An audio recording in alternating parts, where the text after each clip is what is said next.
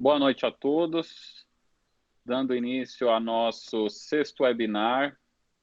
Novamente, agradecer a todos vocês que sempre estão aqui nos prestigiando, dedicando a hora de descanso da maioria para aprender um pouco mais sobre numismática. Um agradecimento especial ao Gilberto Tenor, que está aqui essa noite como convidado para fazer essa apresentação, falar um pouco sobre numismática, né? A gente já gosta pouco desse tema. E o tema de hoje vai ser... Um minutinho só, que fechou aqui meu celular.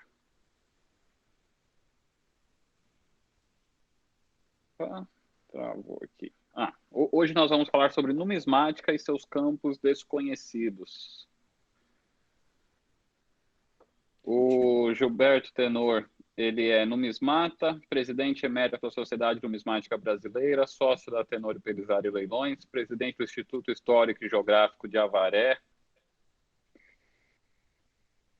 presidente do Clube Filatélico Avarense, membro e tesoureiro da Academia Sorocabana de Letras, na cadeira de número 22, tendo como patrono Francisco Luiz da Abreu Medeiros, membro correspondente da Academia Botucatuense de Letras, presidente do Clube Filatélico Sorocabana, associado da American Numismatic Association, da Sociedade Numismática Paranaense, da Associação Filatélica e Numismática de Brasília, do Clube Numismático do Estado do Rio de Janeiro, sendo membro honorário número 1, da Sociedade Filatélica e Numismática da Paraíba, sendo embaixador vitalício, e do Instituto Uruguaio de Numismática. Depois desse breve currículo, que foi quase a palestra inteira, eu passo a palavra, então, para o Tenor poder iniciar as apresentações dele. Obrigado a todos, muito boa noite a todos, né? É com grande felicidade que fui convidado pelo diretor Bruno Pelizari a participar dessa sexta webinar da Sociedade Numismática Brasileira, para falar sobre o assunto que mais gostamos, numismática. E além de seus conceitos tradicionais, os seus diversos campos que são desconhecidos por muitos. Essa palestra não foi feita para especialistas, e sim para todos aqueles que querem ampliar seus conhecimentos e ver como nossa ciência compreende em 100% de pesquisa. Bem, vamos à palestra, espero que todos gostem da gente. Bom, está aparecendo a palestra, hein? Hein, Bruno? Sim, só Vamos que lá. só precisa colocar ela em tela grande, né? Aqui Onde que eu embaixo. coloco aqui? Aqui no canto, do lado onde tem a porcentagem, tem uma telinha do outro lado, um pouquinho mais para lá. Não, aqui clica, é um outro botão do lado. Aí mesmo.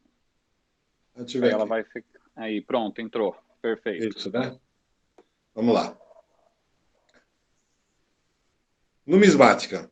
Numismática vem do latim numus e do grego numisma, que significa moeda. E como podemos definir a palavra moeda? É uma peça de metal que, multiplicada uniformemente em grande número com um valor preciso, real ou fictício, com determinados tipos, peso e título, servem de meio universal de troca em relação a todos os outros valores. E o que seria numismática mesmo? Numismática é a ciência que estuda a moeda de todos os povos e de todos os tempos, classificando-a, interpretando-a e descrevendo-a sobre vários aspectos. Esta é a concepção literal da ciência, mas ela não é somente isso. Uma informação interessante que encontramos em livros europeus do final do século XIX, a divisão numismática era para o colecionismo de medalhas. Esse sentido era que eles colecionavam moedas antigas, romanas, gregas, medievais. E sabemos que a grande maioria delas podemos ver comemorações de guerras, casamentos, nascimentos, etc. Para os que querem aprofundar um pouco mais nisso, sugerimos o livro Roma, História e Moedas, do numismata Antônio Soeiro, única publicação sobre o tema em português. Com isso, ela é uma fonte auxiliar da história nos seus diversos âmbitos: economia, meteorologia, cronologia, arqueologia, mitologia, artístico, social, político, cultural, iconográfico, epigrafia, heráldica, publicidade e muitas outras ciências. A numismática abrange tudo. E como podemos dividir esses adeptos à ciência, os colecionadores, né? Existem três tipos. O ajuntador colecionador, que é aquele que guarda as moedas que juntou, que ganhou, ou que ganhou de alguém, sem se importar com o estado de conservação das mesmas, somente para guardar. Temos também o numismata, que é o colecionador que, além de guardar suas peças, consulta livros e catálogos, acondiciona suas peças em álbuns próprios, procura sempre a melhor peça para sua coleção, frequenta associações numismáticas, enfim, tem dedicação ao tema. E o investidor, que é aquele que adquire as peças somente por valorização das mesmas, sendo pela sua raridade ou pelo seu peso intrínseco delas. E para que possamos conhecer o período que desejamos colecionar e também pesquisar sobre o assunto, temos que nos apegar a 5 divisões de tempos usadas, que é o oriental, que são os povos da antiguidade sem influência grega, a clássica, civilização greco-romana, 7 a.C. até 476 depois de Cristo, quando teve a queda do Império Romano no Ocidente, medieval, que é de 476 ao século XVII, moderna, do século XVII até a primeira metade do século XIX, e contemporânea, da primeira metade do século XIX até os dias atuais. E qual a abrangência que existe da numismática? Para se ver a abrangência da ciência, ela estuda as moedas, cédulas, medalhas, condecorações, fichas, documentos, além de material usado para aprofundar ainda mais essa ciência. Dentro dessas subciências, temos essas divisões que são elas, que são as moedas, a moeda, principalmente, que são divididas em moedas oficiais, exóticas e bullion. As moedas oficiais são as emitidas pelos governos de seus países, sendo aqui no Brasil, controlada pelo Banco Central do Brasil. As exóticas são moedas que serviram como material de troca, tendo seu valor precificado pelo povo que a usava. Temos pulseiras africanas, cauri, cruz de catanga, moedas barco, moedas de porcelana, moedas bambu e muitos outros tipos. Bullion. Bullion são peças usadas como investimento, tendo sua maioria atrelada ao seu peso em onça-troy. No mundo do colecionismo, são cunhadas moedas e barras com essa informação de peso. E no caso das moedas, a inscrição do valor da moeda do país emitente.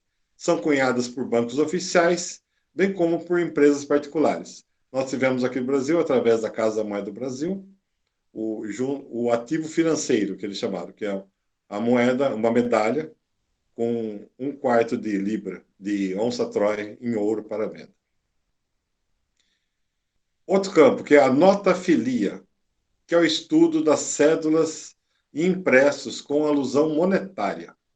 E ela se divide também em cédulas oficiais, particulares, de emergência, de conflito, de sociais, políticas e publicitárias.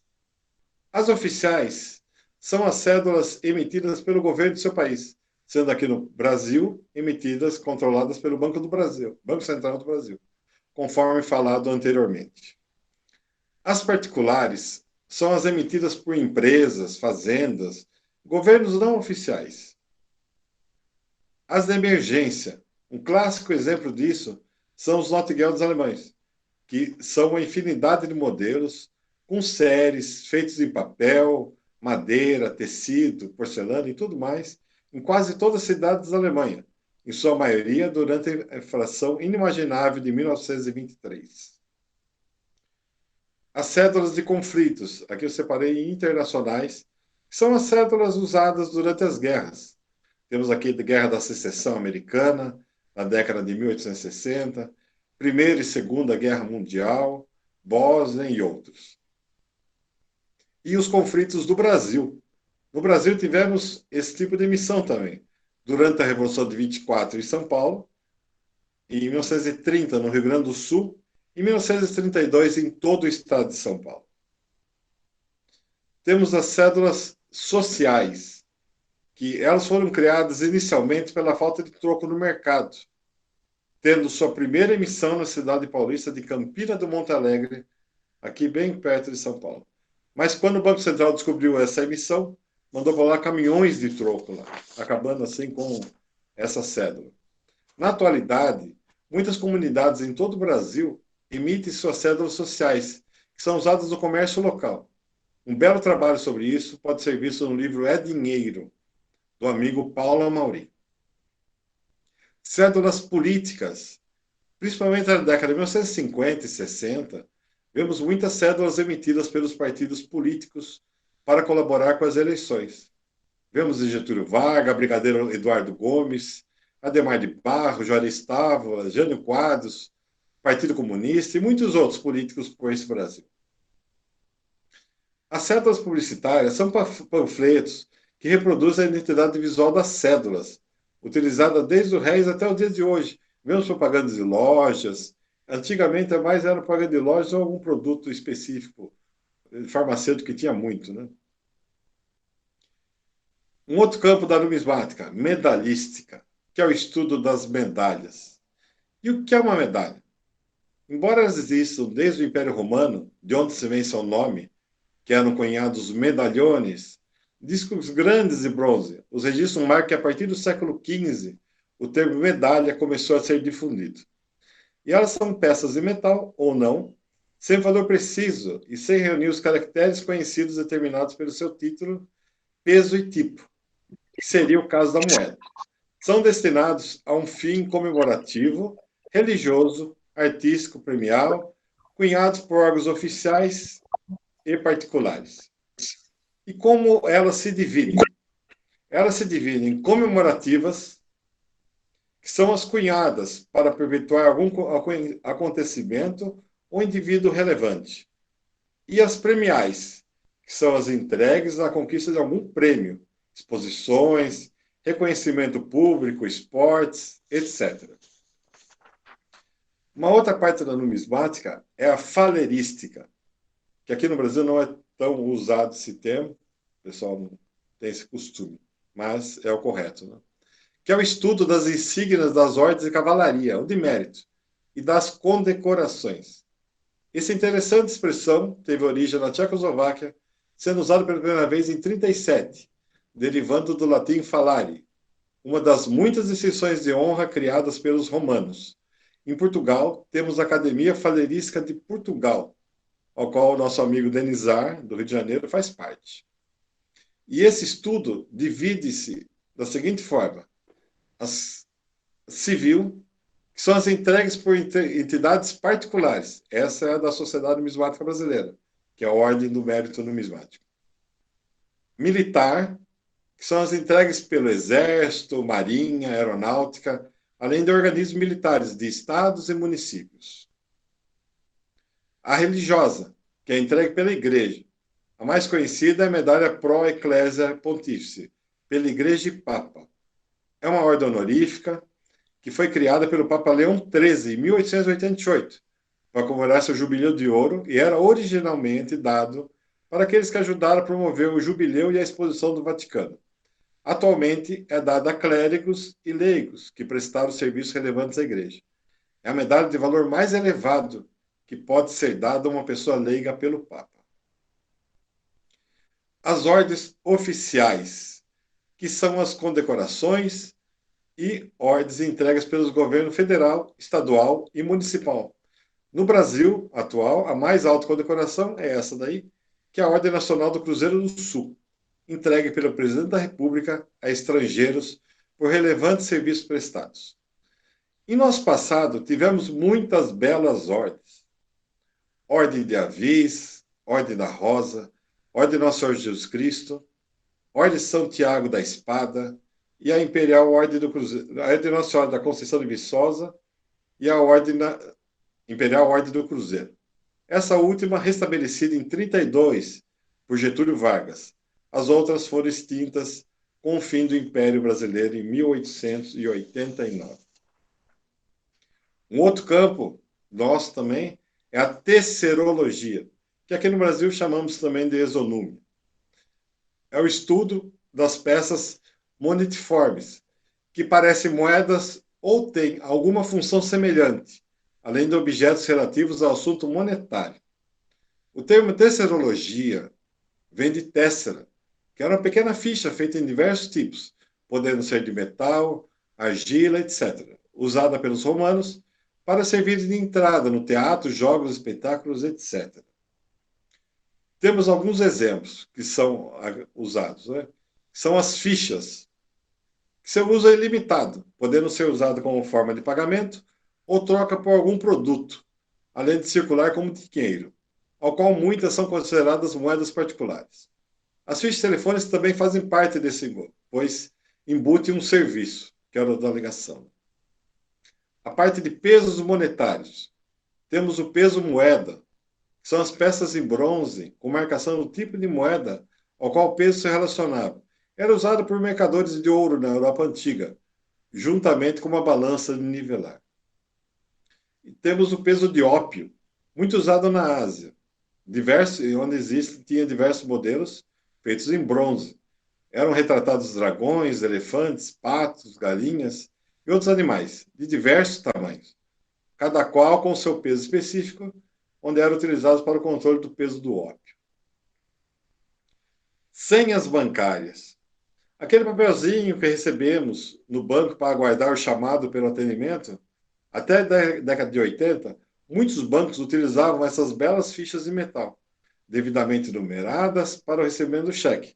Você ia ao caixa, entregava o cheque e recebia a ficha.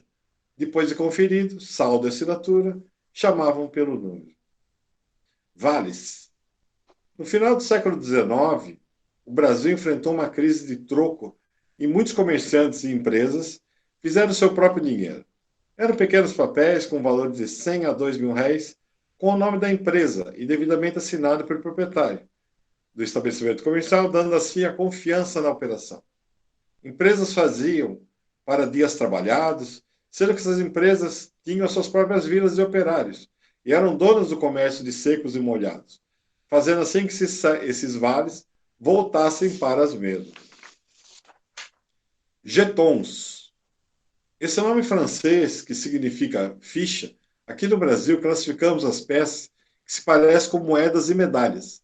Muito comum no início do Segundo Império, temos muitas comemorativas para o casamento de Dom Pedro II, sua coroação e outros.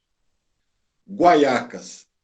São peças de metal copiando uma moeda, sendo a grande maioria retratando moedas espanholas, cunhadas na Inglaterra e França, usada para adornar os cinturões gaúchos, as guaiacas. Muito material foi feito também para a Argentina e Uruguai. Regulador de lampião. Peça de metal pequena, imitando uma moeda brasileira ou estrangeira, ou com símbolos nacionais de diversos países. Embora se fale que seria para essa serventia, nunca se foi encontrado um lampião com o mesmo, sendo usado isso daí. Mas a pesquisa sempre continua. Né? Quinteiro, que é um medidor de ouro em pó, feito em bronze, usado principalmente no século XIX, com diversos tamanhos, sendo que tem a caixa principal e as demais medidas encaixadas dentro da mesma. Caixa de transporte de ouro. Caixa madeira utilizada pela mina Morro Velho para transporte de ouro em barras, durante o Império e a República. Essa em especial, com os lacres da mineração, símbolo da República e da Casa da Moeda do Brasil. Outro campo nosso da numismática, escripofilia, que é o estudo dos títulos, apólices, certificados, bônus financeiros, emitidos pela União, estados, municípios e empresas, tanto para o colecionismo como para o resgate do crédito representado, e ainda não pago pelo emitente. Esses documentos, além de alguns terem validade, têm um grande valor histórico. E o mais importante item de todos esses que nós falamos, a bibliografia numismática, que compreende em toda a literatura referente à numismática, sendo esta através de livros impressos e digitais, boletins, outros tipos impressos, folhetos, leis, etc.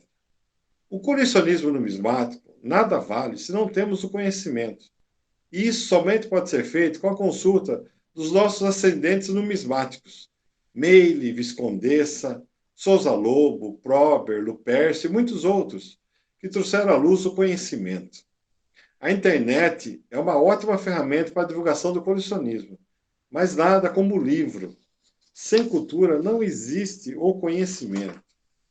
E depois desses clássicos exemplos, temos com o advento da modernidade sempre atualizar nossos conceitos. É como um estatuto, um regulamento, uma convenção. Sempre tem que ser atualizado. E com isso, temos uma nova classificação que podemos adotar em nossa ciência, para aprofundar mais estudos, que é a historiografia financeira.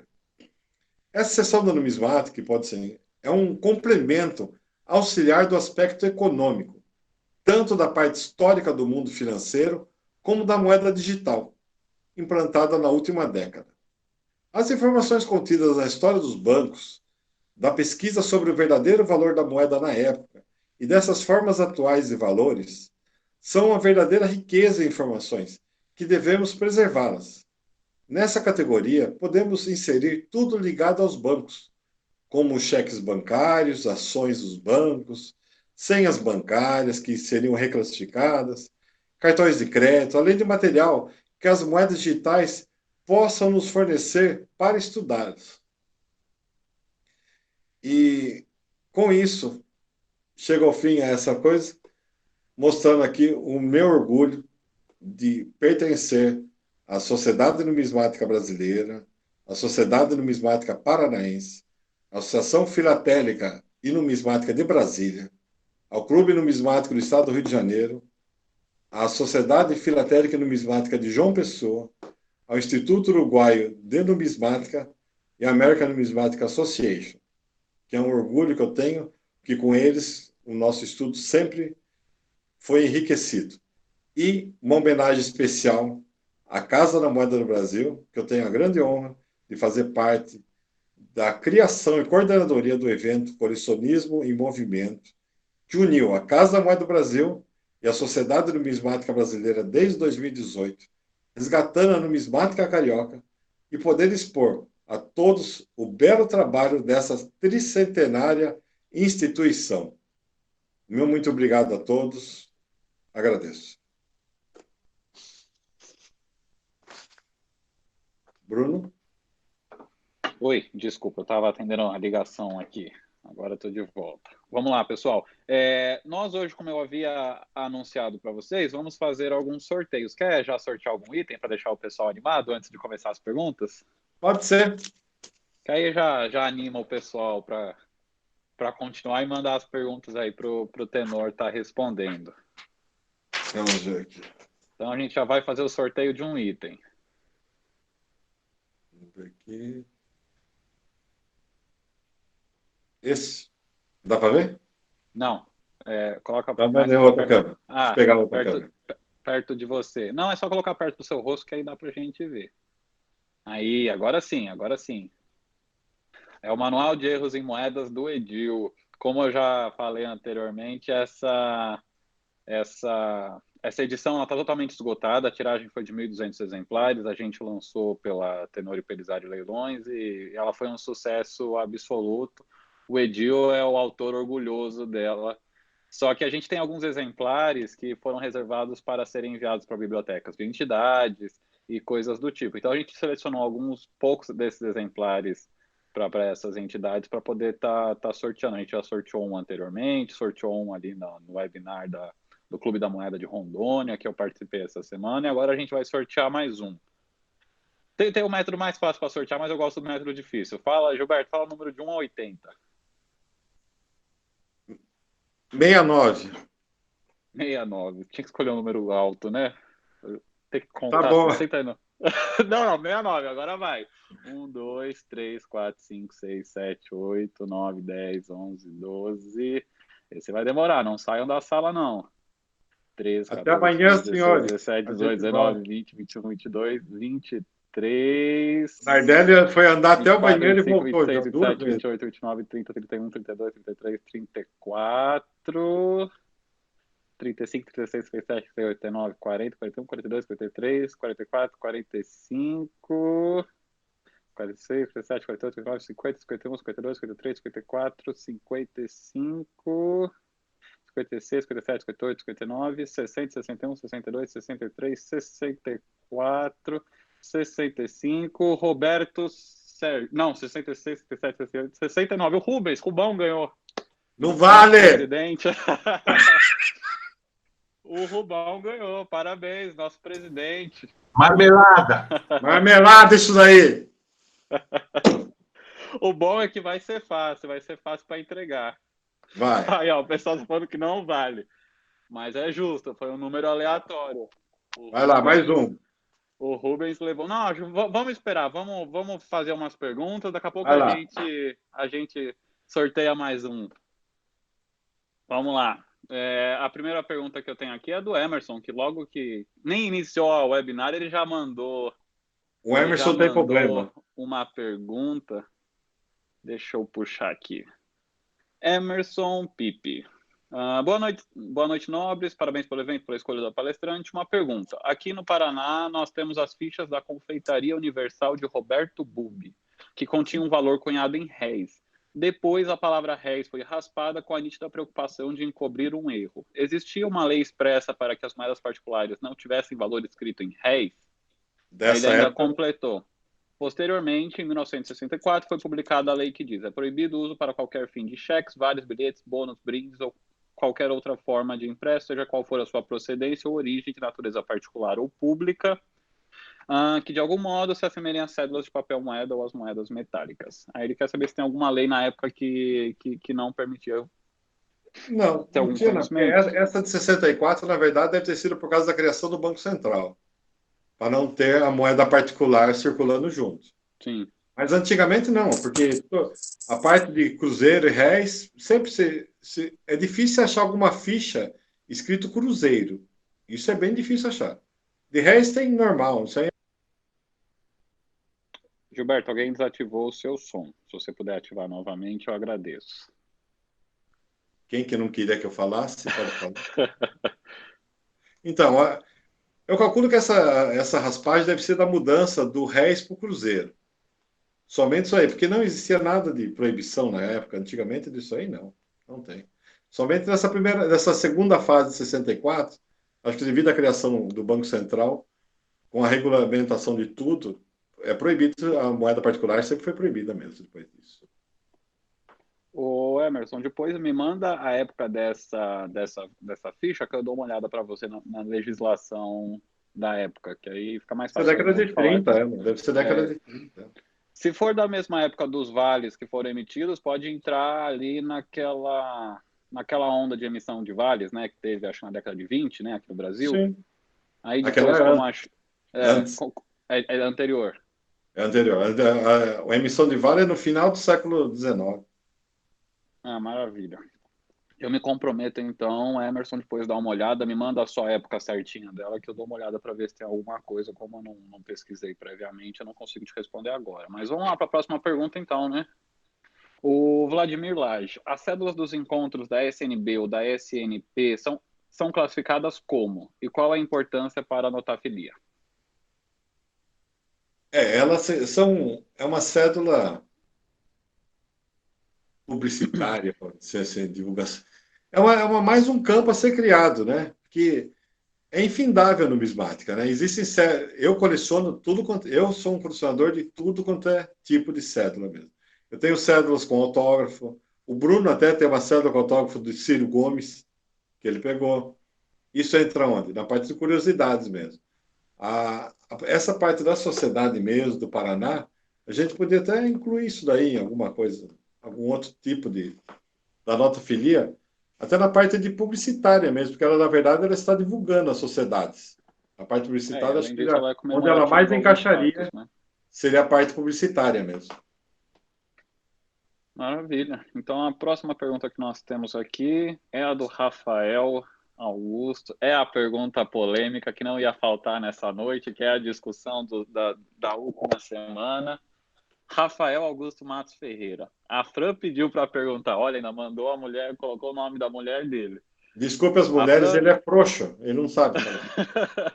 A Fran pediu para perguntar como o Bitcoin, moeda digital, ser considerada numismática e se ele não é emitido por nenhuma autoridade monetária. Eu acho que ela só vai entrar no nosso meio como um estudo. Ela não existe ela física, mas nós temos que estudá-la também. Isso tem que. A criptomoeda é uma coisa que vai virar eterna, agora vai aumentar cada vez mais. Eu acho que nós temos a obrigação de tentar recolher todas as informações e ser guardadas mesmo isso aí. É um campo da economia dentro da numismática, né? É, eu Você particularmente sou faz. um dos defensores de que as criptomoedas entram no estudo da numismática. Claro, que o colecionismo clássico, como a gente conhece, que é o colecionar a peça, né? Ter a peça é impossível, a não ser A aquelas parte medalhinhas física não vai comemorativas que eles. eles emitem na China. Mas o Bitcoin só tem colecionismo na China, né? A é, ficha, mas né? o colecionismo, o estudo, né, como parte da história Sim. monetária universal, ele faz parte. Essa historiografia que eu falei, essa historiografia financeira, é muito importante a gente fazer isso daí. Existem muitos colecionadores de cheque aqui no país mesmo, que ali você consegue ver tudo quanto valia as peças, o quanto era um conto de réis 1930, 20, 10. Porque não, tem gente que pensa que um conto de réis do Império é o mesmo conto de réis da República. Não tem nada a ver, o valor é totalmente diferente. Então, com a documentação bancária, a gente consegue fazer isso daí. A gente vê o Eduardo Melo, da Paraíba, ele tem até um livro sobre a história dos bancos da Paraíba, ele descreve tudo ali, muito bom o livro também. Tudo isso aí tem que ser levado em conta, né? Não é somente o básico de sempre. Sim. E então a nossa próxima pergunta é do Carlos Pereira.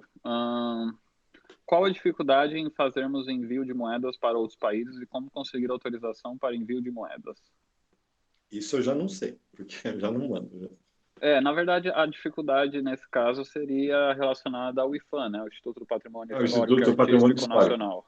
Sim, eles tecnicamente eles não permitem porque por causa da Convenção de Paris, peças acima de 100 anos, elas fazem parte do patrimônio cultural, mas isso aí depende, né? Assim, o IFAM faz esse controle e você tem que pedir uma autorização para enviar essas peças e tem que praticamente demonstrar que essas peças não são de Em interesse outros países público. existe até o tombamento, né, das peças mesmo.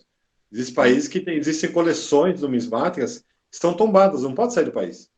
São todas peças registradas. Até Cuba mesmo, se você for em Cuba, lá tem tudo que você pode comprar lá dentro, mas não pode levar nada. Qualquer coisa que você leve, são 7 anos de cadeia ali no próprio aeroporto.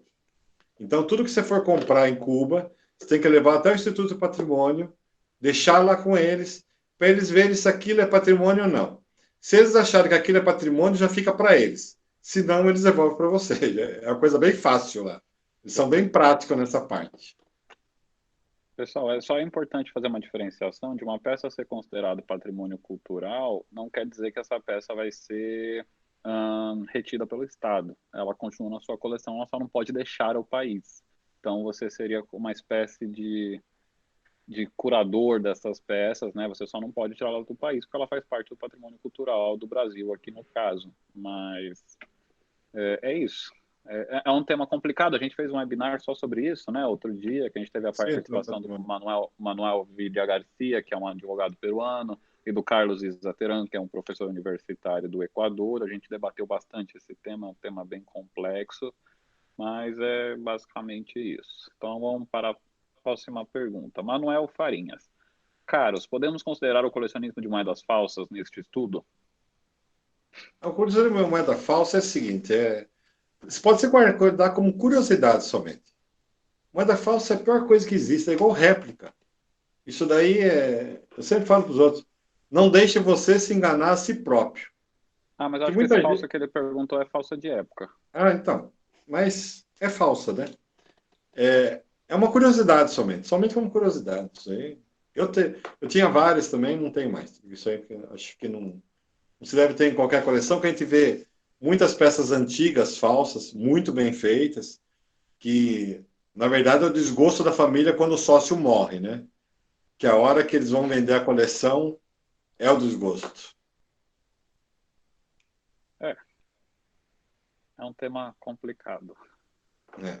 Réplica é Vamos lá. pior ainda. Ah, sim, réplica. Réplica devia ser totalmente extinto isso daí. Ninguém pode ter uma réplica.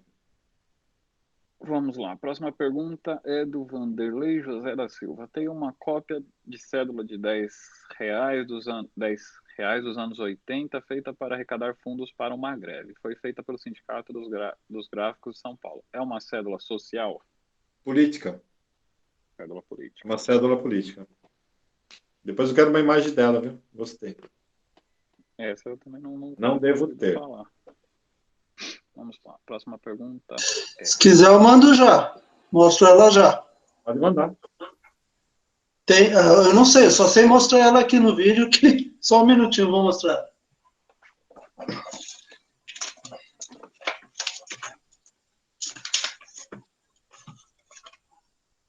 Meu pai mandou desligar o webinar 2h, por favor, então. Dá para ver agora? Agora sim. Está sendo visto? E no verso tem uma charge do Enfio, do cartunista. A cédula a gente não vê. Se você puder levantar ela, aí a gente consegue ver. Aí, agora sim. Peraí. Agora deu. Então, aqui é o verso dela, tem uma charge do Enfio, né? E a frente dela... Interessante, não conhecia. Isso meu pai que me deu. Era metalúrgico no ABC e passaram lá, recolhia, trocava essa cédula por dinheiro de verdade pelo fundo de greve. Que legal, muito interessante, hein? Interessante, muito interessante. Bom.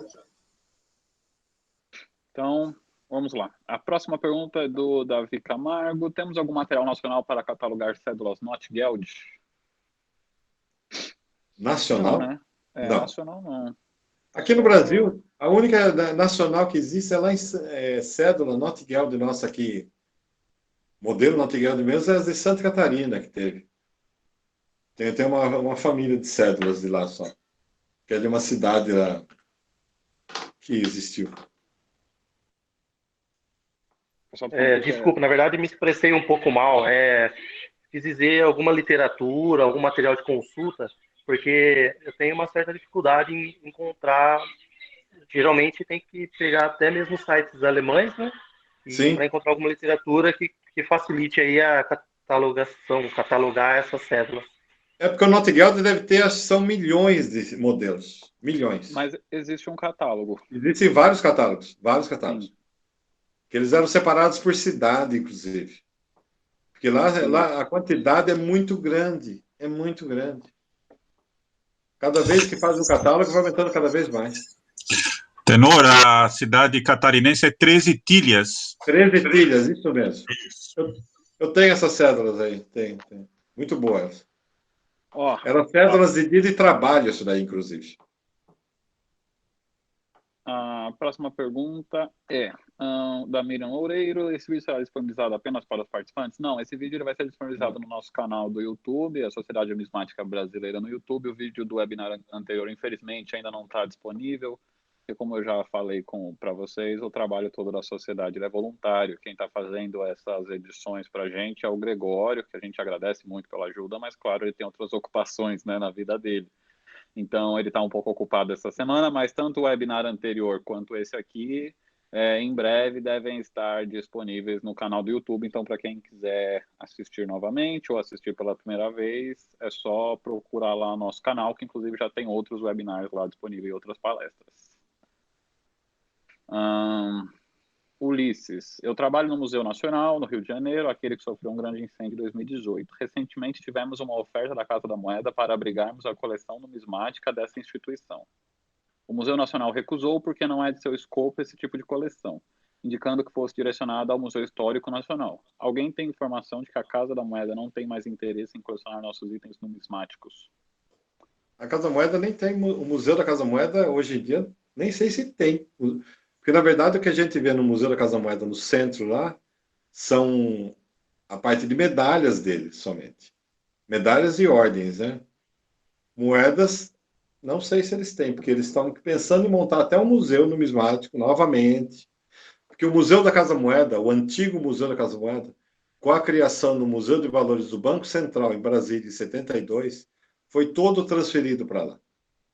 Então, ele deve ter de 72 para cá o que foi cunhado. A gente calcula, né? Essa deve ser a doação. Ele aqui é Ulisses. Eles não especificaram qual seria o material. Certo. E nem a quantidade, mas veio uma oferta para o Museu Nacional, isso foi levado à congregação, que eu faço parte, e lá a gente argumentou que o Museu Nacional é um museu de história natural e antropologia, então foge do escopo do museu esse tipo de coleção. Ali não teve moedas antes? Oi? Ali já teve moedas, né? No museu? No Museu Nacional? Já tivemos uma coleção, que queimou, uma coleção de medalhas. É medalhas, verdade. Mas se perdeu. E então nós dirigimos essa doação, o que for, ou pelo menos abrigar como fiel depositário alguma coisa, para o Museu Histórico Nacional, que esse sim tem uma grande coleção lá, isso. Mas até me surpreendeu, porque eu nem sabia que a Casa da Moeda tinha uma coleção, eles trataram como uma coleção de numismática, não de... Sim, mas é que eles têm, deve ser as moedas provas que eles devem ter lá guardados, tudo mais, porque eles não para ser enviado para lá mesmo. Então a gente... até um pouco fruto da parceria que foi feita agora, né? Teve a exposição da parceria nacional no Museu. Eu não sei se isso também pode ter entrado nessa conversa de privatização da Casa da Moeda.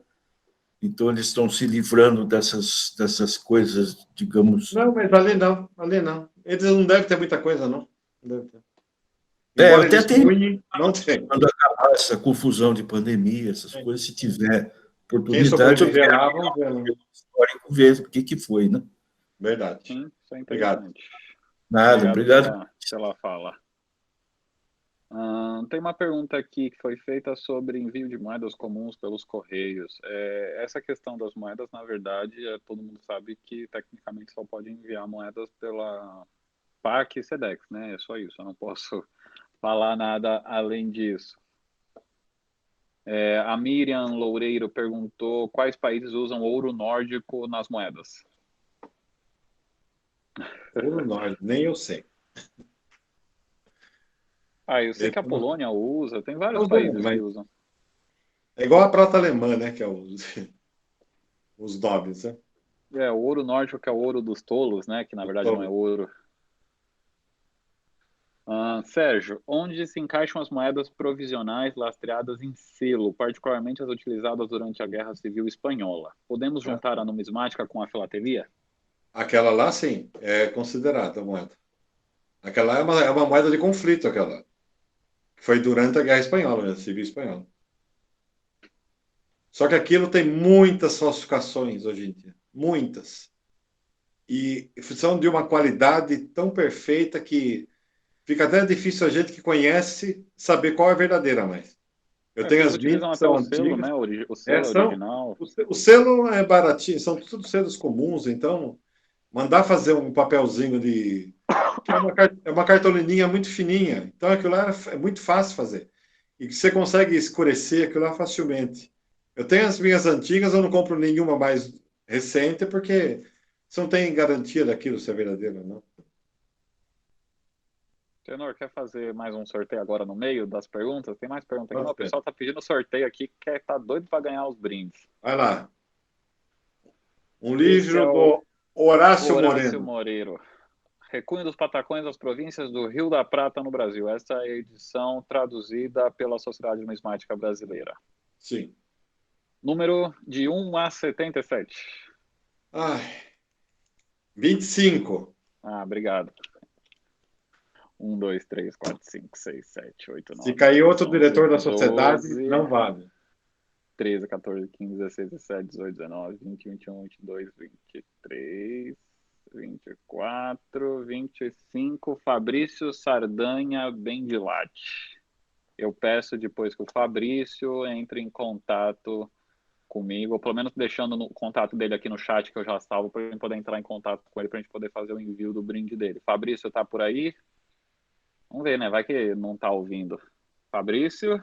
Tem que estar acordado para ganhar. Tá aqui. Tá. Beleza. Me passa, então, depois o seu número de celular para mim te mandar um WhatsApp pedindo os seus dados para poder fazer o envio. Ok. Se eu chamar alguém e não tiver online, não vai ganhar não, hein? Tem que estar Isso prestando mesmo. atenção. Vamos lá, então, continuando as perguntas, a seguinte é o que falta ainda para a numismática brasileira? Não deveríamos ser uma entidade para fazer a padronização das peças numismáticas, moedas e cédulas e inclusão de novas, não ficando isso a cargo de um catálogo? Nós? Quem? Fazer? Não entendi. A sociedade? Essa pergunta é do Edil. O Edil está querendo saber o que falta ainda para a numismática brasileira e se não deveríamos ter uma entidade para fazer a padronização das peças numismáticas, sejam moedas ou cédulas, e inclusão de novas, não ficando isso a cargo de um catálogo. Não ficando a carga de um catálogo, isso aí. Na verdade, o que ele está querendo dizer é que você não deveria ter uma entidade, por exemplo, a sociedade, que faça essa catalogação ou coisa do tipo, e não depender de um catálogo. Ah, sim, uma coisa digital seria daí. Um catálogo digital, virtual. Edil. Manda Edil. a pergunta mais clara. Isso. A próxima pergunta é do Guilherme Fernandes. Vocês não acham que a Casa da Moeda do Brasil peca muito em relação à emissão de moedas comemorativas para a circulação? Comparando com moedas de outros países, por exemplo, a Ucrânia, as nossas são quase amadoras. Responda. Assim, Eu sei que você sabe a resposta dessa. é que a Casa da Moeda do Brasil é atrelada, toda a cunhagem é atrelada ao Banco Central do Brasil. Se o Banco Central do Brasil não autoriza, a Casa da Moeda não emite. E o principal, o caminho que o Banco Central não emite, não autoriza, é porque até hoje ele não achou aonde colocar essas moedas, essas emissões de moedas comemorativas no balanço dele. É isso que é o problema até hoje, que eles estão ainda procurando saber onde vão colocar isso daí. Também é importante... Se todos os países fazem, deve ter algum jeito. E é importante também falar que é o Banco Central que escolhe o desenho, né? Não é a Casa da Moeda. A Casa da Moeda só dá ela dá vários estudos, mas quem escolhe é o Banco Central. Não é a Casa da Moeda. O Banco Central passa as características daquela moeda a ser emitida, os designers da Casa da Moeda fazem os desenhos dentro do que eles pedem e passam para o Banco Central aprovar. Então, é eles que escolhem tanto a quantidade, como o tipo, como o desenho. Tudo. A Casa da Moeda só somente produz. Sim. Somente então, a culpa não é da Casa da Moeda, né? Na verdade, é do Banco Central, nesse caso. Banco Central tem que falar. Vamos lá. Próxima pergunta. Miriam Loureiro, gostaria de saber se há algum curso nível superior de numismática ou só mesmo estudo e como posso me aprontar em cédulas. Bom, está sendo feito pelo Instituto da Paraíba, né? Instituto Federal da Paraíba, o primeiro curso de numismática aqui do Brasil, que é o professor Alberto Pachaus, que está coordenando isso daí. Fora isso, é somente através dos cursos e palestras que são dados às entidades numismáticas mesmo. Logo, logo ele vai abrir outra lista para chamar o povo.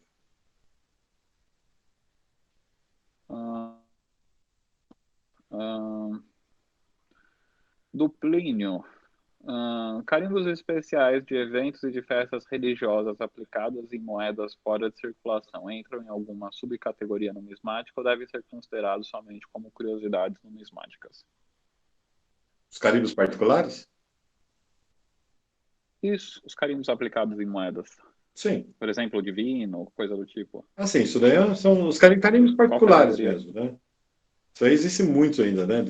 Divino, Piratini, que são todos comemorativos, né? Campanha do Ouro, religiosos, tudo mais, sim. Na parte de carimbos comemorativos mesmo, particulares.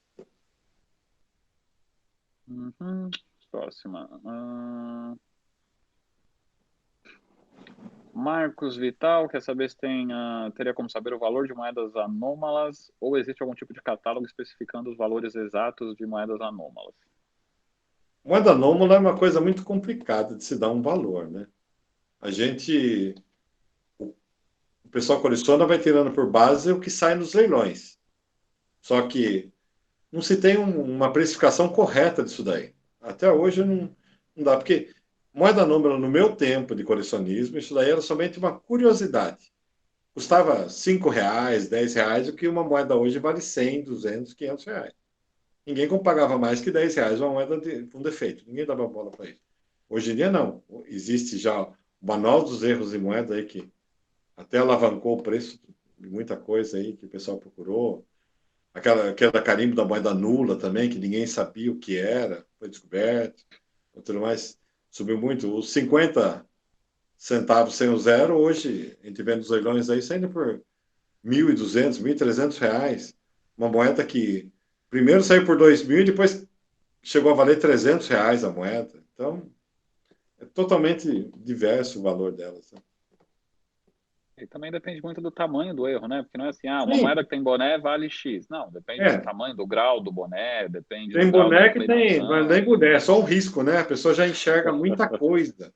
É igual o sol argentino. Se não tiver os olhinhos, os raios, o pessoal parece que pegou um sol argentino às 8 da noite.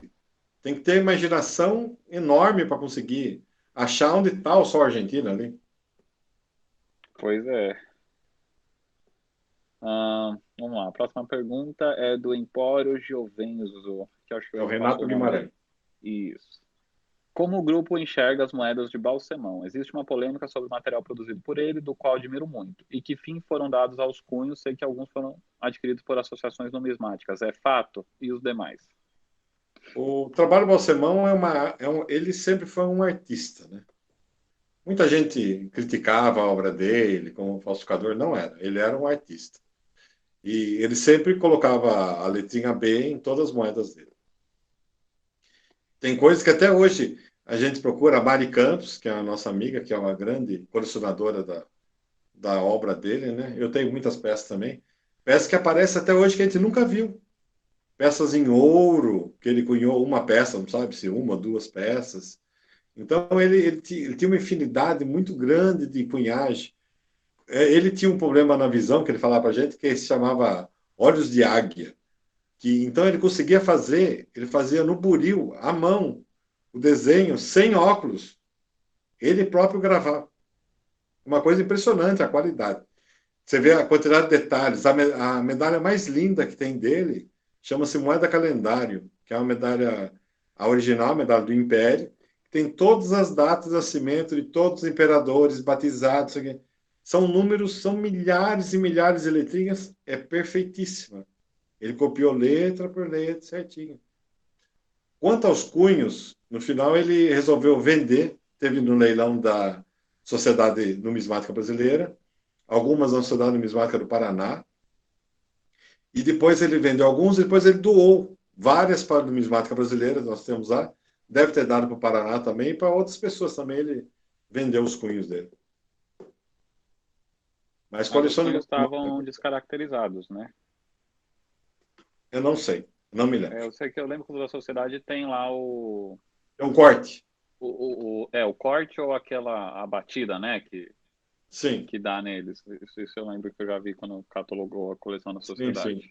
Ah, é verdade, você tirou foto. Só lembro quando a gente recebeu só. A próxima pergunta é... Cristiano Becker. Para associar-se na SNB, tem como pré-requisito obrigatório a indicação de um membro? Não. O que nós temos atualmente é a promoção de indicação. Então, se você é associado e indica uma pessoa nova para se associar, você tem um benefício, né? Você tem um desconto na anuidade do ano que vem. Então, a gente coloca a opção lá para saber se você foi indicado por alguém para poder dar esse benefício para esse associado. Então, mas não é pré-requisito, você não precisa ter ninguém te indicando, é só entregar a proposta de associação mesmo. A não ser que você queira indicar já um atual sócio, né, para ele ter esse benefício, e depois quando você se tornar sócio, você também pode incentivar outras pessoas a se associarem e também ter esse benefício, mas não é obrigatório. Marcelo Ávila, as moedas do leprosário são bem caras, qual o motivo? Por ser de um leprosário. Porque a maioria disso aí foi destruído lá dentro mesmo. Você pode ver que essas medalhas, as moedas do leprosário de Santa Teresa, as que aparecem são perfeitas. Quer dizer que essas estavam guardadas em algum lugar. É raro você ver, eu nunca vi uma circulada. Já as do leprosário de Belém, você vê elas bem gastas, circularam mesmo. E são bem difíceis achar isso daí lá mesmo. É uma série muito grande. Acho que vai até 5.000 réis de Belém, que vai. Então, isso daí é muito difícil para isso aí mesmo, porque o medo da lepra é uma coisa muito impressionante, porque hanseníase ninguém falava naquela época lá. Os leprosos, inclusive, eram todos levados para fora da cidade. Toda cidade tinha o seu leprosário muito distante. E essa Santa Teresa era enorme lá, muito interessante, né? A história do próprio leprosário mesmo. Aqui em Sorocaba, perto de Sorocaba, aqui tem um hospital Pirapitingui, que hoje é Itu. E lá tinha um grande leprosário lá, e todo o dinheiro que circulava lá dentro era somente lá dentro, entre eles. Nada. Para sair de lá, eles tinham tanques de higienização gigantescos para dinheiro. Quando o pessoal começava a sentir aqueles cheiros de cândida no dinheiro, o pessoal já sabia que vinha do leprosário. Quase ninguém pegava no comércio aquilo lá. Era um grande medo de se passar doença, alguma coisa. Mas o Santa Teresa, a China fez cópia do Santa Teresa e do leprosário de Belém também. A de Santa Teresa é quase perfeita. A única imperfeição é que o CST da coluna Santa Teresa, ele é baixo relevo. E eles fizeram aquilo lá através de uma foto. A cópia foi através de alguém que mandou a foto para eles. Eles fizeram alto relevo o CST. É a única diferença que tem. Até hoje, né? Porque eles já devem ter mudado agora o cunho. Já. Nesse exato momento eles estão lá. Já tem o baixo relevo. Você deu a dica do que eles precisam arrumar. É. O Cláudio Silva quer saber se o Brasil algum dia terá alguma certificadora padrão PCGS, NGC, ANAX e CG. Quem sabe, né? A gente fala disso. Essa pergunta ela surge em praticamente todos os webinars. É engraçado. Desde quando eu tive o primeiro contato com a Muriel, num congresso numismático, acho que foi 2006, alguma coisa, ela sempre falava de trazer para cá, mas o grande problema, eles queriam ter aqui no Brasil, mas eles vinham aqui, marcava-se acho que uma época, assim, eles buscavam e levavam para lá. E depois fazer, mas o problema devia ser, daí ela viu que o problema era da alfândega, que também quer ser muito grande, de levar o material brasileiro para fora, ou estrangeiro para fora, e qual a certeza de voltar esse material para cá, né? Que existe sistema de sair de volta, né? De volta. O Sérgio quer saber em qual categoria se encaixam os cupons de racionamento utilizados durante os conflitos bélicos, como Guerra Civil Espanhola, Primeira e Segunda Guerras. Conflitos bélicos? Os cupons de racionamento. Sim. Aquelas são válidos, na verdade, né? São todos válidos. Aqueles cupons de racionamento espanhóis, que aparece tudo desenhado, muito bonito atrás, aquilo, acho que 110% são falsos. Porque aquilo... Na verdade, eles não existem, né? Eles não existiram na época. Eles inventaram isso na década de 70. E fizeram. Então, não é nem falso, porque nunca existiu. Nada, não existiu, por causa que eles colocam aqueles valores, lá tem Mussolini, Hitler, Franco, tudo mais junto lá. O exército espanhol, né? Com aquelas... Deve ser algum espanhol mesmo que fez isso aí. Eles estão vendendo na praça, lá na Praça de Madrid, né? Madrid. Tem tudo quanto é modelo. Acho que até da gente, se quiser, eles fazem. Manuel Vila Garcia, Buenas noches. A presença do Manuel.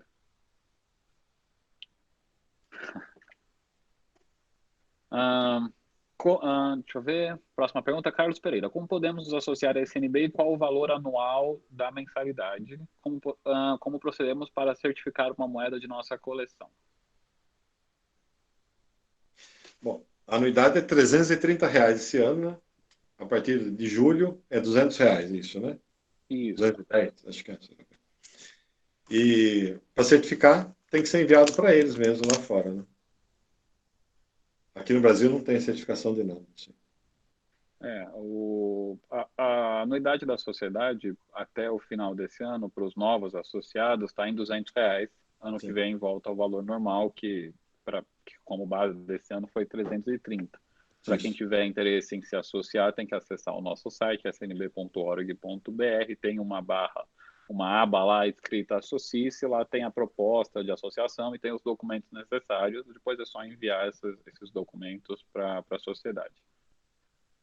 Vamos lá, próxima pergunta.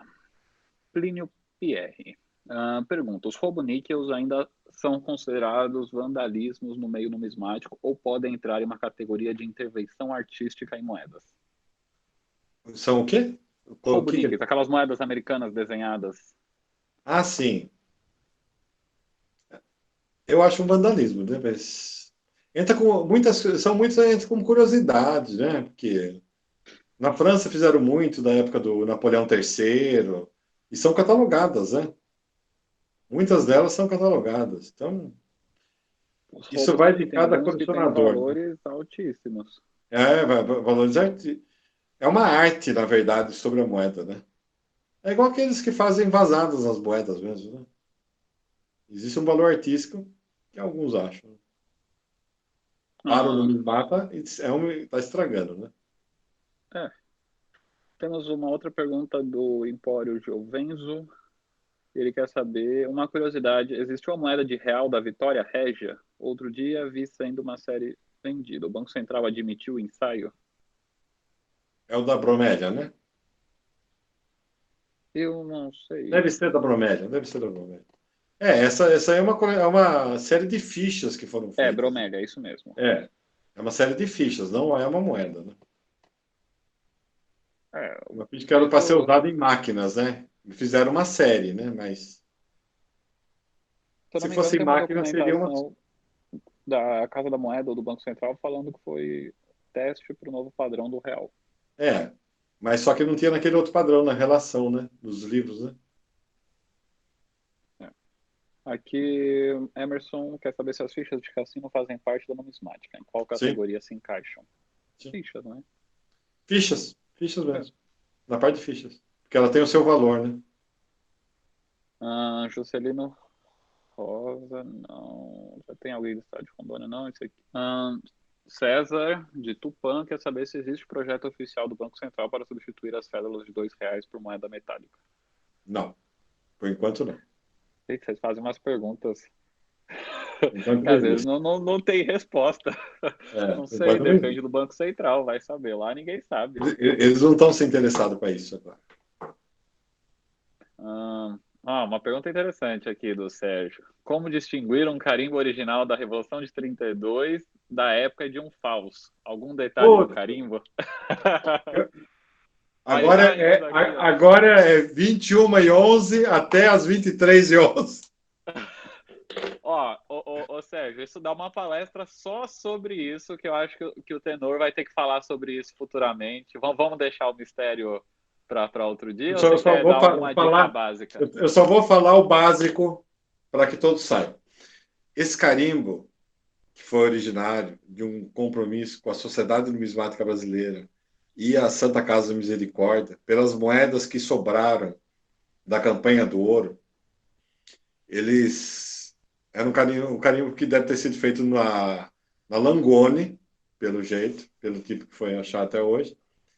Então, esse carimbo ele foi cunhado sobre moedas de prata imperiais, tem algumas tem imperiais e as republicanas, as do R$2.000, R$500, R$200 e R$1.000 do Império. As moedas da República, nenhuma foram carimbadas dela. Só existe uma peça que eu vi até hoje, carimbada na República, está na coleção de Bruno Pellizzari, que é uma R$2.000 da série 1906 a 12. Por causa que é o seguinte, que essa moeda, esse carimbo, ele tinha a seguinte coisa, que quando você ia com... Esse carimbo foi feito para pegar a renda para a Santa Casa, dessas moedas que tinham sobrado lá. Então, lá eles tinham várias moedas que eles já estavam lá carimbadas. Então, você podia ir lá comprar a moeda por R$10.000. Ou você poderia levar as suas moedas para eles carimbarem. Daí você pagava R$2.000. Então, o que se aparece isso daí? São as moedas do Império, básicas, que eles têm normal mesmo. Algumas séries em bronze, que você vê o carimbo perfeito. E as de cobre. A maioria das de cobre são moedas que a pessoa levou lá para carimbar, porque devia ter alguma estima pela moeda. Era uma coisa, guardava-se de algum, lembrava alguma coisa, porque são só moedas comuns mesmo. Não e o carimbo, ele tem que ser perfeitamente centralizado da moeda, menos as de cobre. Porque eu acho que, pelo visto, existia um encaixe na máquina para bater esse carimbo. Então a moeda era bem centralizada, uma a uma, para que o carimbo fosse aplicado. Então não tem carimbo torto, de lado, quebrado, não tem moeda quebrada, não tem moeda de nada. A falsificação foi feita no década de 90 para 2000, foi feita em São Paulo, um distinto que acabou destruindo com essa coleção, porque isso aí acabou enganando muita gente até hoje, que ele cunhou milhares de moedas, e até as moedas que ele cunhou, que estavam com defeito, moedas horríveis, venderam do mesmo jeito. Então, não existe moedas com carimbo da Revolução 32, de níquel, e nem bronze alumínio. E não tem também moedas carimbadas sobre R$2.000 da série fininha, porque R$5.000 também, ninguém conhece. Como que você ia lá pagar R$2.000 e pegar uma moeda de 2.000? Se estava circulando, você não podia estragar uma moeda que estava circulando. Então, já era um crime já. Então, todas as moedas carimbadas, quem for comprar, o carimbo tem que estar centralizado, bem no meio. O 1932, o 2, ele tem uma leve, ele é bem fininho. A falsificação ele é um pouco mais grosso, é bem grossinho. Dá para você ver essa diferença. E não tem nada sobre outras moedas. Não, eles inventaram. Quem falsificou, ele não percebeu isso daí. Ele foi carimbando tudo que tinha. Tudo quanto é tipo de moeda. E acabou estragando com isso daí. É igual quem falsificou o carimbo rosácea. Eles começaram a falsificar um carimbo nas cédulas de réis com a série da rosácea e destruíram milhares de cédulas para ter um carimbo que valorizou a cédula em muitos por cento. Só que com essa valorização é até a pessoa começar a vender a cédula. A hora que ela começa a levar para um especialista, vê aquilo lá, não vale nem o valor da cédula de baixo. Então, quando for comprar um carimbo de 32, se quiser, pode mandar para a gente, que a gente já fala para vocês se é verdadeiro ou falso e tudo mais. Tá bom? Maravilha, o Sérgio está feliz ali. É. O Vitor Fogaça quer saber qual é a sua opinião sobre a correta classificação da peça da coroação. É uma moeda comemorativa, um ensaio ou uma medalha? Ela é tudo isso daí, né? Ele falou correto. Ela é tudo isso. É um pouco de cada, né? É um pouco de cada. Ela é um pouco de cada. A moeda não circulou, propriamente. Foi dado numa cerimônia. Era uma medalha. É um ensaio das próximas que seriam emitidas. Mas é uma moeda comemorativa, tecnicamente. É uma moeda comemorativa também. De R$6.400. É, a primeira moeda comemorativa do Brasil é aquela do série especial de 1816. Essa é a primeira moeda comemorativa do Brasil. É. A peça da coroação é sempre uma incógnita, né? Essa daí sempre vai ser, a vida toda. Vamos lá, temos uma pergunta aqui de desconhecido. O R$960 da letra P do Pará. A SNB pensa que deveriam constar na nossa numária e constar em catálogos? Foi descoberto pelo Rogério Bertapelli e rendeu depois um livro do Edil Gomes e Bertapelli. Sim. É uma moeda original. Para mim deve ser uma moeda original. Elas apanharam sobre 5 francos, né? Trouxe, né? Sim, claro. Todas as informações que o Edil Gomes trouxe para a gente sobre a cunhagem no Pará, dá para se embasar muito bem sobre tudo aí. Tanto as 960 como as R$80 carimbo com a letra P, 1825. Sim, com certeza. Isso daí é a moeda que devia constar no nosso catálogo, sim. Guilherme Fernandes. Alguns comerciantes supostamente numismatas vandalizam moedas do Brasil para transformá-las em anéis ou alianças e vendê-las. A SNB tem algum tipo de punição para esse tipo de numismata, caso eles sejam associados? Não tem como se fazer isso daí. O derretimento de moedas existe desde quando eu era criança. Já derretiam as fininhas, aquelas R$2.000, para fazer fogos de artifício. E fazem até hoje, até, né? Não tem como se proibir, né? O material é da pessoa, né? Infelizmente. Assim, sim, ele falou assim como as moedas de cobre, da letra P, em todas 1825. O Leonardo Cordeiro. Qual é a história por trás do carimbo nula nas moedas de 25 centavos? Sei que existe o cunho em exposição, mas se elas ainda... sei que existe o cunho em exposição, mas se elas ainda têm valor vigente, por que carimbar nula? Já escutei uma história que seriam utilizadas em bingos do Rio de Janeiro no final da década de 90. Não sei se procede. Isso daí não é porque era de 94 já. Tá? É bem anterior, até bem da época quase da circulação dela. Segundo a Casa Moedas, foi feito era um teste para inutilização de moedas. É o que eles falam. Mais um para mim, sempre foi uma moeda que circulava nos bingos de São Paulo. Eu já cheguei a ver muitas dessas moedas circulando por pessoas que iam nos bingos de São Paulo. Então, eu acho que isso aí foi feito alguma remessa de alguma coisa, algum teste muito grande, e foi vendido para alguém, foi mandado para ser destruído e não foi, né? Porque a quantidade que aparece é grande ainda. Né? O pessoal está pedindo outro sorteio. Aproveitar que acabou as perguntas, vamos sortear o terceiro livro da noite? Vamos lá. XL Reis, do Fábio Palharini. Livro maravilhoso, com todas as fotos das peças. Esse vale a pena ter. Vamos lá. Número de 1 a 74. Puta vida. 51. 51 é o Merques Freitas. Tá aí?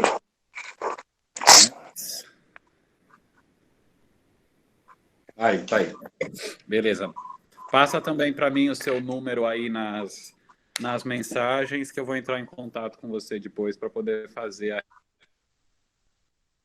participação de vocês. Vamos lá. Mais uma pergunta. Do Empório Giovenzo. Qual o melhor método para a limpeza das moedas de bronze e cobre sem danificá-las? Eu não limpo nada. A moeda não deve ser limpa de jeito nenhum. Moeda máxima, você pode lavar ela com algum sabonete neutro, algum sabão neutro, para poder tirar a sujeira dela só, mais nada. É muito difícil. A limpeza de moeda é muito perigosa. Isso aí pode danificar muito. É igual o pessoal que usa luvas em moeda. Mesma coisa. Então, nossa próxima pergunta é a da Flávia Soares. A Flávia, nossa leiloeira. Opa! Eu acho, né? Pelo nome é. A não ser que esteja alguém com o mesmo nome. É possível eleger, digamos, as 5 peças mais importantes e valiosas da numismática mundial e da brasileira? Se sim, quais seriam e por que são consideradas desta forma e cerca de quanto valem? É isso aí, a Flávia mesmo, ela acabou de confirmar. Cristiano Berremac, chama ele. Cadê o Cristiano? O Cristiano tá Cadê por o aí? Cristiano? Ele sabe. Cristiano, tá por aí? Cristiano acho que teve que desconectar. Tá lá olhando as moedinhas de ouro que ele recebe todos os dias. Ser. Porque ele sabe, né? Ele que tem a noção disso. Na verdade, as 5 peças mais valiosas da numismática mundial são todas americanas, se eu não me engano. Todas americanas, né? Não são nada brasileiras. 5, se eu não me engano, eu tô meio desatualizado. Faz tempo que eu não olho. Eu acho que é americana. Mas tem ali, eu sei que tem a top 10 ali, acho que tem entre Inglaterra, entrou uma peça agora recentemente no top ali, Canadá acho que tem também 1 ou 2 peças, e Estados Unidos. Vamos lá. César, temos algum site para pesquisar cédulas da mesma forma que pesquisamos moedas no Coinscope? Eu não sei, o Plínio desenvolveu agora o mesmo sistema para o CollectGram para moedas. Eu não sei se ele pensa em desenvolver para cédulas também. Porque lá é o lugar. Bruno, a gente está estamos trabalhando em cédulas e selos também, tá? Por imagem. Maravilha. Então tá aí a sua resposta. Ainda não temos, mas em breve teremos.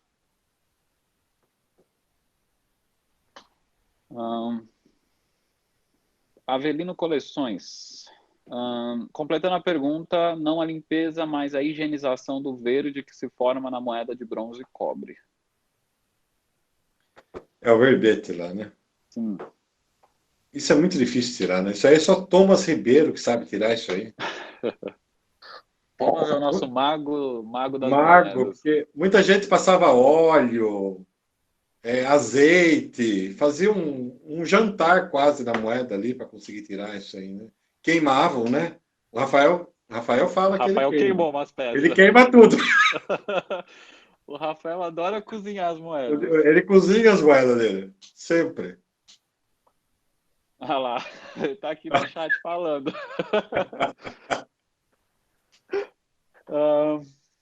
Próxima pergunta. Como eu faço para limpar a moeda sem danificar?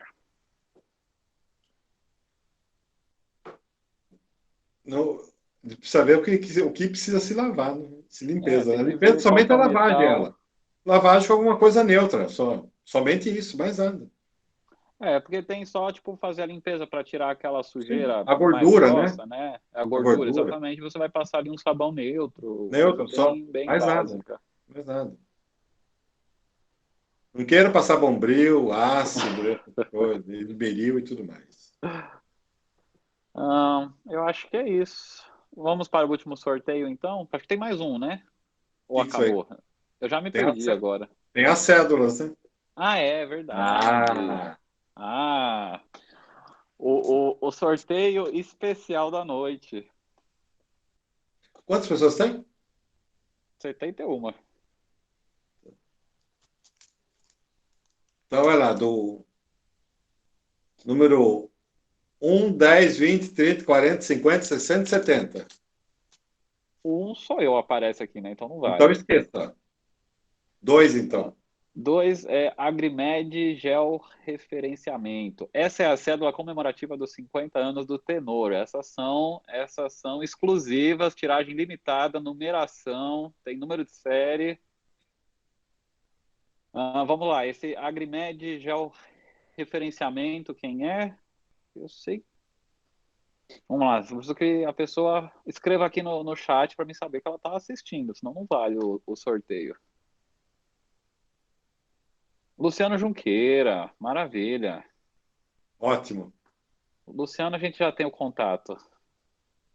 Então foi do 10, né? Depois, 1, 10. 2, 3, 4, 5, 6, 7, 8, 9, 10. Cláudio Silva. É o Cláudio de Mogi, né? Poxa vida. A dele é Cláudio, sem tá por alcoólico. aí? Tá aí. Também. Só confirma para mim, é você mesmo, né? Se for, já tá fácil o envio. Eu já te envio também, já tenho seu endereço. É isso aí, é ele mesmo. Então vamos para o 20, né? Que você falou? 1, 2, 3, 4, 5, 6, 7, 8, 9, 10, 11, 12, 13, 14, 15, 16, 17, 18, 19, 20. Emerson Pipe ganhou uma também.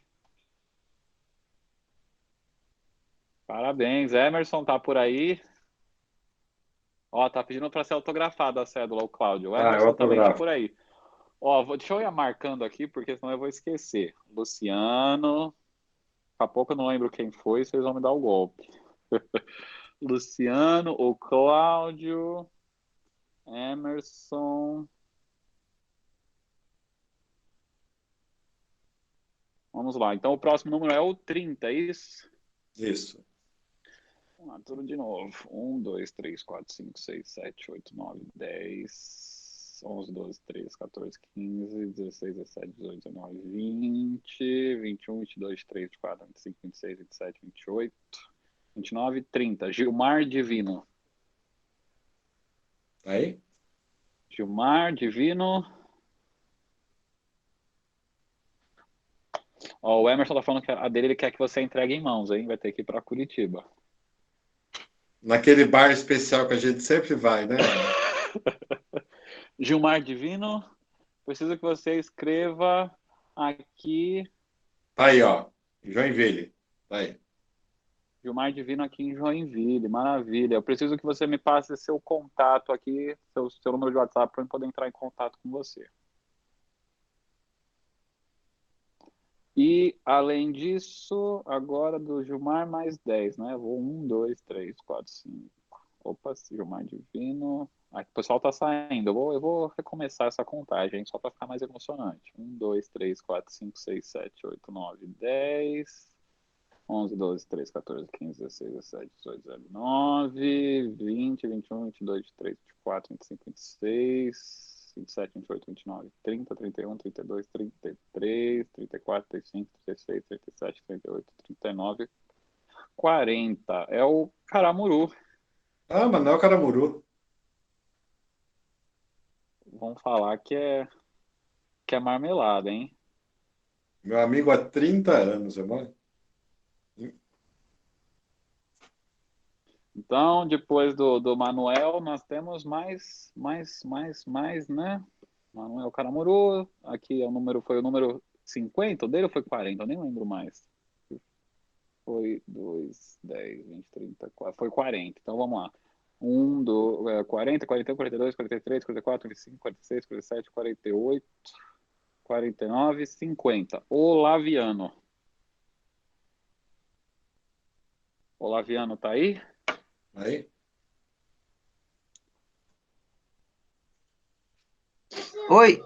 Oi, tô aqui. Beleza, Opa. deixa o seu número de WhatsApp aí nas mensagens que eu vou entrar em contato com você amanhã. Valeu, Bruno. Tem mais uma? É, né? Tem, Então, vamos vai. lá.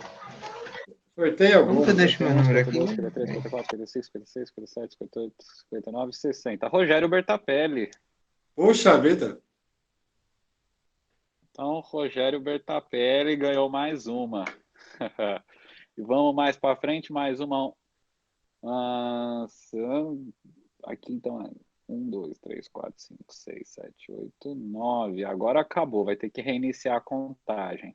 Fala mais um número aleatório. Vai, 22. 22. 1, 2, 3, 4, 5, 6, 7, 8, 9, 10, 11, 12, 13, 14, 15, 16, Bertapelli quer que eu vá lá 19, também, lá em Curitiba. 20, 21, 22. Fernando Garcia. Ah, pelo amor de Deus. Eu já vou marcar aqui o Fernando Garcia. Não, sorteia outra. Eu dou da minha para ele lá. Pode ficar, sorteia outra. Tá, mas tá aqui na lista. Fala mais Aqui, um marca número. ele que eu entrego. Ó, esse negócio não vale, é marmelada, eu ganhei. É totalmente fácil. Fala mais um número. Pode escolher, vai escolhendo o povo aí. Eu não posso. Vamos falar que eu tô Tá privilegiando. bom, número 11. 1, 2, 3, 4, 5, 6, 7, 8, 9, 10, 11. Cristiano Becker. Tá aí? Cristiano Becker. Presente aí.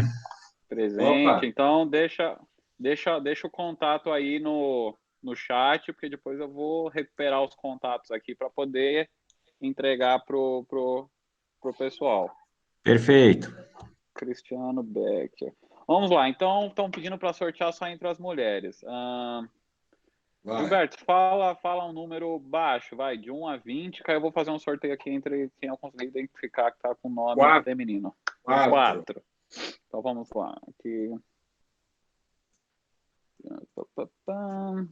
4. Flávia Soares é o 1, Francis Mara é o 2. Vamos ver se eu acho mais alguma mulher que esteja nos assistindo. Pamela Padilha é o 3. Rafael, Blanc, Rui, Sérgio, Ulisses, Valcir, Vantuil, é o Ivan. Não, então voltando para a primeira mulher aqui, é a Flávia. A Flávia ganhou. Parabéns, Flávia. Tirando o Manuel, tem outro estrangeiro na sala? Eu acho que só ele. Bom, eles já vou mandar para ele também. Manda ele pedir. La dirección. Manuel Villa Garcia vai ganhar uma. Vai, o último sorteio. Vai, fala mais um número, é o último. Não é muita gente. É muita gente. Vai, número 10 de agora, vai, pronto. Número 10 de agora. 1, 2, 3, 4, 5, 6, 7, 8, 9, 10. Cláudio Silva continua como 10, não vai? Não. Vai, o número 9, então. 9 é o César. César de Tupã. César. Beleza. Ganhou. César, Quem quiser a cédula, é só falar comigo. Eu cobro somente um jantar ou um almoço. Pode ser até na pracinha da Calixto também. Ó, pessoal, quem foi sorteado aqui, pelo que eu anotei, tomara que não tenha esquecido ninguém. Luciano Junqueira, Cláudio César, Emerson Pipe, Gilmar Divino, Manuel Caramuru, Olaviano, Rogério Bertapelli, Fernando Garcia, Cristiano Becker, a Flávia e o César. Eu acho que eu não esqueci ninguém. E se eu esqueci alguém, avisa aqui no chat e deixa o contato. A maioria é meu cliente, eu já tenho contato, vai ser fácil, mas para quem... Para quem eu acho que eu não tenho contato, deixa aí o WhatsApp que a conversa vai ficar salva e depois eu vou entrar em contato com vocês para enviar os brindes, que é as cédulas, os livros, enfim. E é isso aí. Muito obrigado pela participação de todos. Eu acho que não tem mais nenhuma pergunta que entrou. O pessoal estava animado com o sorteio, animou a noite de todo mundo. Mas é isso. Muito obrigado a todos que participaram mais essa noite aqui com a gente. Muito obrigado. E o nosso próximo webinar vai ser com o Alberto Passhaus. Ele vai falar sobre o carimbo, as moedas com carimbo coroado. Então, eu devo estar fazendo essa divulgação nos próximos dias e vocês já vão receber o link para fazer o cadastro, depois receber o link para acessar a sala virtual. Gilberto, a palavra é toda sua, pode fazer o encerramento. Eu queria agradecer novamente ao Bruno aqui, à Sociedade Numismática Brasileira, pelo convite. Agradecer a presença de todos aqui nessa noite, que foi muito legal. Isso aí, né? A gente não precisa fazer uma noite totalmente séria demais, né? Para se divulgar a numismática. E reencontrar os amigos é uma grande alegria para mim. Todos sabem que eu adoro ter meus amigos por perto, para a nossa cerveja, para o nosso vinho. E essa pandemia está fazendo muito mal para todos, né? Porque ainda bem que existe o webinar para a gente poder reencontrar todos aqui e poder bater papo, conversar, xingar os outros aqui na maior da beleza aqui, né? Todo mundo. E eu desejo a todos uma ótima noite e até a próxima aí. Um grande abraço a todos. Obrigado, hein? Valeu, pessoal. Até o próximo.